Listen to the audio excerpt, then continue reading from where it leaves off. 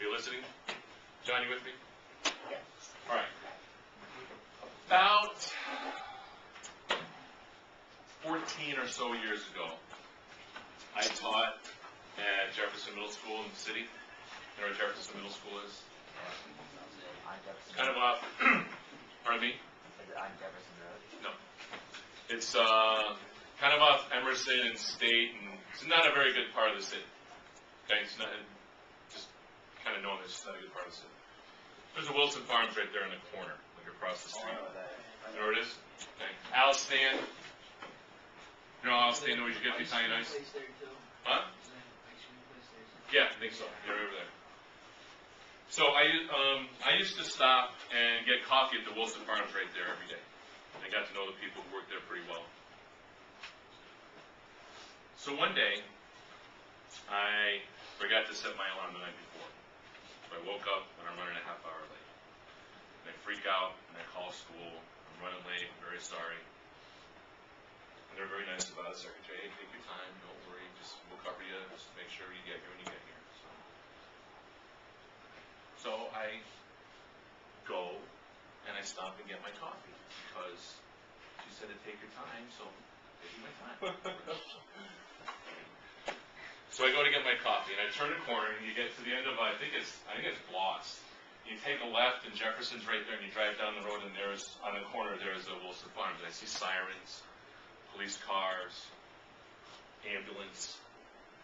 So I drive up there, I kind of park in the street and the cops out there kind of directing traffic and then like the yellow tapes up crime scene.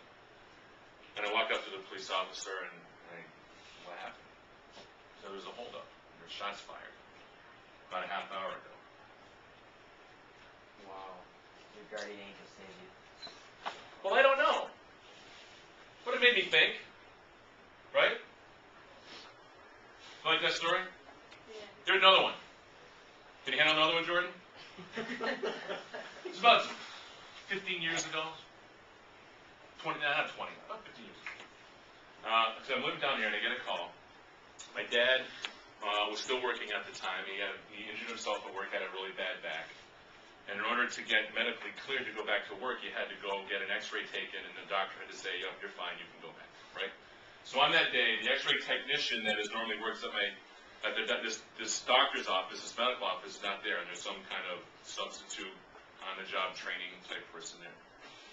By a mistake, they take the wrong picture. So instead of getting his lower back, they get sort of like his abdomen area. They notice an aneurysm in his aorta the size of a softball. I don't know if you know what an aneurysm is, but it's this huge kind of balloon in your aorta. It stretches out the tissue, and if it pops, you're dead. So by mistake, they find this. So they call the helicopter. The helicopter rushes them to the University of Vermont Medical Center. It's called Fletcher Allen, I think. And I get all this, secondhand calling on the phone because I'm down here, and I get on the phone with my dad. While they're in there, fixing the aneurysm, they notice a lesion on one of his kidneys. It's cancerous. So they take it out, and they stop the cancer from spreading. So not only do they take the aneurysm out and save his life, they also probably add on who knows how many years of his life by taking out this cancerous kidney. I'm talking to my dad on the phone, and he goes, someone wants me here for a reason. And so it got me thinking. So I have these two stories. And it's got me thinking about fate.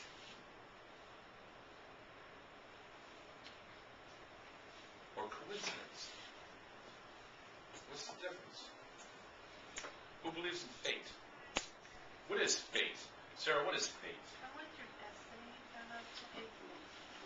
Okay? It's like something happens because it's supposed to happen. Yes. Certainly, it's fated to happen, right? What's coincidence?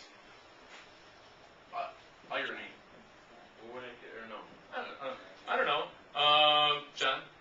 Coincidence seems to me to be the same thing. It's just we don't call it that because maybe it's not cool. Right?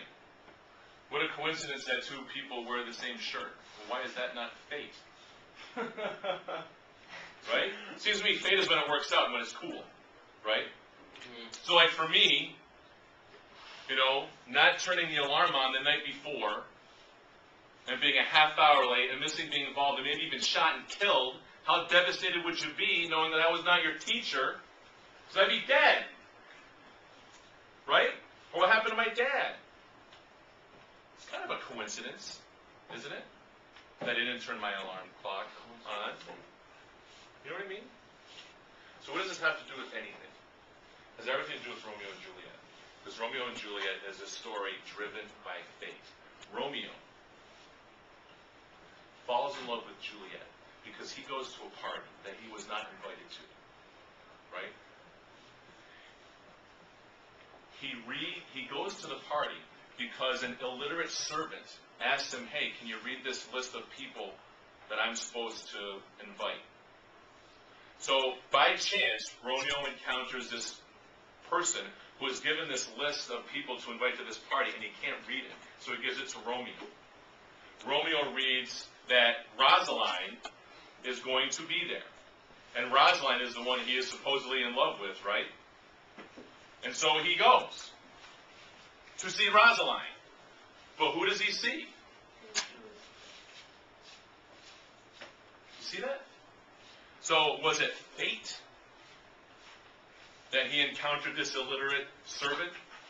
Or was it just a coincidence? And what's the difference? What does Emily think? Anyone? Are you too overwhelmed by the power of my stories? Is that what it is? That's possible. Alex, you're going to say?